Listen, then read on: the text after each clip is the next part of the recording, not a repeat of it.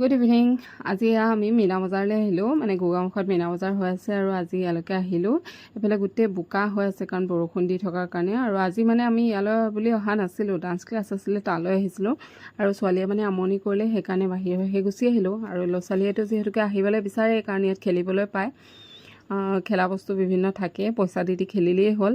আৰু এয়া আহিয়ে প্ৰথমে আৰম্ভ কৰিলেহি, মানে পানীতে সোমালেহি। পানীত মানে যিহেতুকে ব'টকেইখন থাকে আৰু ব'টকেইখনত চলাই মানে ভালেই পায়, আৰু পানীত এনেও ল'ৰা ছোৱালী খেলি ভালেই পায়। আৰু তাতে ইয়াত আৰু ব'টকেইখনত উঠি চলাই থাকি বহুত ভাল পায়।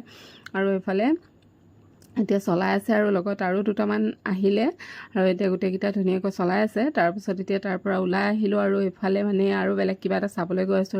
আৰু এইফালে মানে এনাউন্স কৰি আছে কিবা মিউজিয়াম আছে। এয়া কিছুমান জীৱ জন্তু মানে সংৰক্ষণ কৰি ৰাখিছে, এনেকৈ কিনো আছে তাকে চাবলৈ আহিছিলোঁ। আৰু বিশেষ এটা বস্তু মানে অক্টোপাছটো ওচৰৰ পৰা দেখা নাছিলোঁ, সেইকাৰণে ইয়াত তাকে দেখিলোঁ আৰু এয়া চাই ওলালোঁ।